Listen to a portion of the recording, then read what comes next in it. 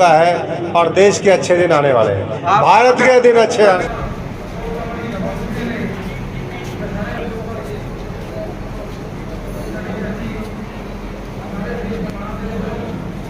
मैंने पहले ही दिन कहा कि वैसे तो पार्टी का आदेश होता है, मैं पार्टी के लिए काम कर रहा हूँ।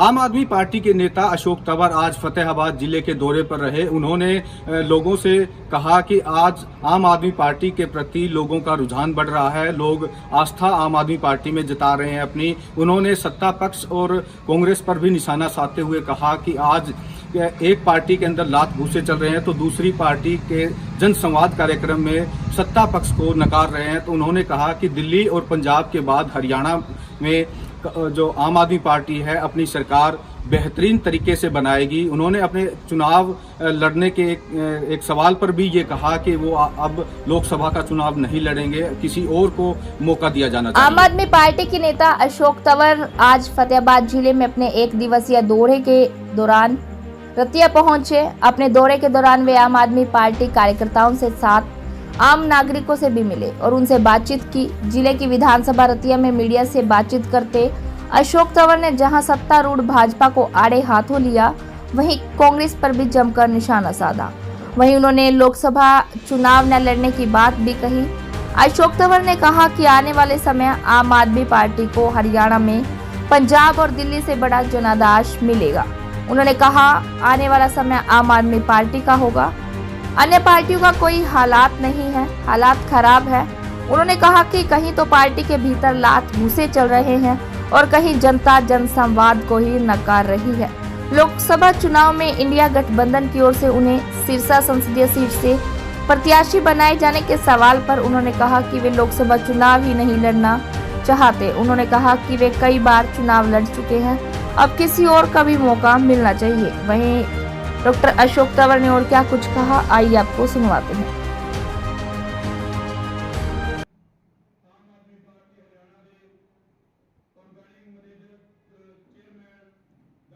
में आम आदमी पार्टी सबसे तेजी के साथ अगर लोगों की पसंद बनी है, लोगों का विश्वास अगर किसी के ऊपर जमा है और किसी पार्टी का सबसे तेजी के साथ जनाधार बढ़ रहा है तो वो आम आदमी पार्टी है। आज आप देख रहे हो रतिया के अंदर हम लोग यहाँ पर हैं, कई प्रोग्राम करके आए, कई और कार्यक्रम यहाँ पर हैं और मैं समझता हूँ बाकी पार्टियों का तो हाल बुरा है। बाकी में तो कहीं एक दूसरे को लात गुस्से चल रहे हैं, तो कहीं जनता ने पूरी तरीके से नकार दिया जनसंवाद को। जो प्रभारी हैं, प्रभारियों के दौरे कैंसिल हो रहे हैं। तो ऐसे में मैं समझता हूँ कि भविष्य के अंदर दिल्ली और पंजाब से बड़ा जनादेश वो हरियाणा की जनता आम आदमी पार्टी को देगी और झाड़ू का जादू चलेगा। अरविंद केजरीवाल जी जो वायदा करते हैं 300 यूनिट फ्री बिजली का, अच्छे स्कूलों का, अच्छे अस्पतालों का, रोजगार का, प्यार प्रेम और शांति भाईचारे के साथ सबको लेकर के चलने का, तो वो मैं समझता हूँ कि असर दिख रहा है। और ये तो इलाका बिल्कुल पंजाब के साथ लगता हुआ है कि यहाँ आज तक भी जो फसलों का मुआवजा है, जो बाढ़ की वजह से फसलें ख़त्म हुई, जो एक डेढ़ साल पहले जो फसलें बेमौसमी बरसात की वजह से ओलावृष्टि से बर्बाद हुई थी, उनका आज तक मुआवजा नहीं दिया। और भगवंत मान पानी में खड़े होकर के वहाँ पर जो है किसान मजदूर के बीच में रहते हैं। तो साफ समझ में आता है फ़र्क कि कौन आम आदमी की तरह सत्ता में होने के बावजूद भी रहता है और कौन बिना सत्ता के और सत्ता में रहते हुए आम आदमी के ऊपर तानाशाही चलाता है, पुलिस का प्रशासन करके उनकी आवाज़ को दबाने का काम करता है, कोई चंद्रयान 4 पे बिठाने की बात करता है। तो ये सारे फ़र्क सामने आ रहे हैं और लोग इस समय बहुत आक्रोशित हैं। लोग ये कह रहे हैं कि भाई ये जो मगरमच्छ है ना, ये मगरमच्छ को रज रज के मारो।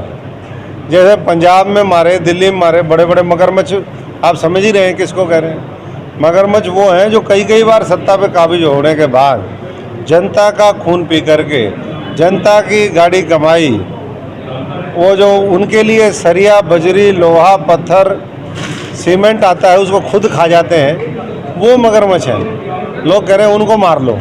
तो इस बार जो है वही हरियाणा के अंदर होने जैसे वाला है। विधानसभा में फतेहाबाद के विधायक दूराराम ने कहा कि यहाँ जो फतेहाबाद का जो बाढ़ का जो पानी है वो बिल्कुल पूरी तरह से खत्म हो चुका है, निकाल दिया गया है, लेकिन उस बावजूद अभी भी जो पानी है वो बचा हुआ है। और इस तरह से विधानसभा में बैठकर एक नुमाइंदा इस तरह की झूठ बोलता है, तो कैसे देखते हैं? देखिए, मैं समझता हूँ कि दूराराम जी को कई बार लोगों ने मौका दिया और दूराराम जी ने या तो वो बाईपास ही क्रॉस नहीं किया, वो जो नया हाईवे है जो हमने बनवाया था, या फिर वो सच्चाई से बहुत दूर है, या फिर वो झूठ का सहारा लेकर के अपनी और सरकार की विफलताएं वो सदन के अंदर रख रहे हैं। लेकिन पानी तो आज भी बहुत वहाँ पर खड़ा है, उस पानी की वजह से बीमारियाँ फैल रही हैं। पंजाब का मंत्री कुछ दिन पहले आता है, वो वहाँ पर पानी देखता है और कहता है भैया ये 3-3, 4-4 फीट पानी, लालजीत भुल्लर वहाँ आए थे, वो देख करके चले गए। लेकिन जो है सरकार के या तो हवाबाई चल रहा है दौरा। ये कांग्रेस के जो जिला प्रधान बनाने की होड़ लगी हुई है और उसके अंदर जबरदस्त जो गुटबाजी है वो नज़र आ रही है, तो कहीं एकांत नहीं नज़र आ रही? देखिए, 9-9.5 साल में तो उनसे बने नहीं और अब बनाने की ज़रूरत नहीं है। मेरा एडवाइस है ये कांग्रेस के ऊपर के नेतृत्व से भी, प्रदेश के नेतृत्व से भी, कि अब आम आदमी पार्टी ने बना लिया सब कुछ। अपने ज़िले के अध्यक्ष बना लिए, ब्लॉक के अध्यक्ष बना लिए, सर्कल के इंचार्ज बना लिए, गांव और वार्ड की कमेटी 1 महीने में बना लेंगे। अब तो आप चाह के भी नहीं पकड़ पाओगे, आम आदमी पार्टी की गाड़ी इतनी रफ्तार से दौड़ेगी कि अब अरविंद केजरीवाल और भगवंत मान और झाड़ू और अशोक तंवर ये सब लोग सपने में ही दिखेंगे। बाकी अब जरूरत मुझे नहीं लगता, पहली बात तो ये बना पाएंगे और बनाने की भी आवश्यकता रही है इनको। ये लड़े, ऐसे ही लड़ते रहे, जनता के लिए ना लड़े, जनता के लिए हम लड़ेंगे। ये आपस में लड़ते रहे। इंडिया भारत का सिलसिला चल रहा है और कभी इंडिया भारत कहते हैं कि भारत का नाम चेंज हो, इंडिया भारत नहीं है, तो क्या लगता है कि बीजेपी इंडिया से अलायंस से बुलाई हुई?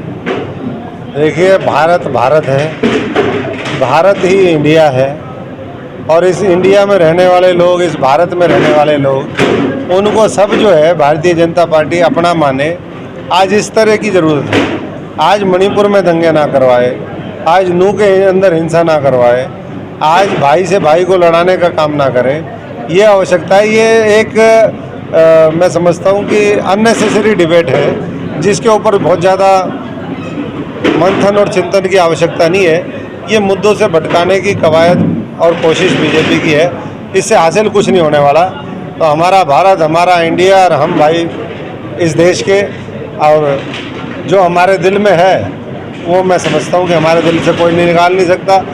ज़रूरत है कि आज महंगाई ख़त्म करें, बेरोजगारी ख़त्म करें, भ्रष्टाचार ख़त्म करें, जातिवादी और सांप्रदायिक जो सोच है उसके ऊपर हम अंकुश लगाएं, उसको रोकने का काम करें।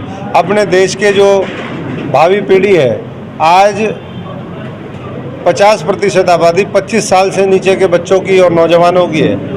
वो आने वाले समय में कमला हैरिस कैसे बने, वो आने वाले समय में ऋषि सुनक कैसे बने, ना केवल अपने देश को अच्छा नेतृत्व दें, पूरी दुनिया को ये भारत भूमि कैसे अच्छा नेतृत्व दे सके, इस बारे में विचार होना चाहिए, इसके ऊपर डिबेट होना चाहिए। और उसके लिए अच्छे अच्छे स्कूलों की आवश्यकता है, अच्छे मेडिकल कॉलेजों की ज़रूरत है, अच्छी यूनिवर्सिटीज़ की ज़रूरत है, अच्छे शिक्षण संस्थानों की ज़रूरत है, अच्छे अस्पतालों की ज़रूरत है, बड़े बड़े उद्योग धंधे लगाने की ज़रूरत है, जिसकी मांग खट्टर साहब के जनसंवाद में वहाँ पर जो एक बहन आई उन्होंने डिमांड करी कि हमारी फैक्ट्री लगवा दो, और खट्टर साहब कह रहे हैं कि भाई चांद पे पहुँचा देंगे।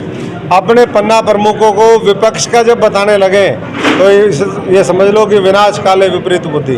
अब समय जो है भारतीय जनता पार्टी के लिए चुका है और देश के अच्छे दिन आने वाले हैं, भारत के दिन अच्छे आने वाले हैं। अगर इंडिया अलायंस में आपको अगर लोकसभा चुनाव लड़ने का मौका मिलता है तो क्या आप चुनाव लड़ेंगे? देखिए, मैंने पहले ही दिन कहा कि वैसे तो पार्टी का आदेश होता है, मैं पार्टी के लिए काम कर रहा हूँ, लेकिन मैं लोकसभा चुनाव नहीं लड़ना चाहता। मैं बहुत लड़ा चुनाव, मैं चाहता हूँ कि किसी नए साथी को मौका मिले।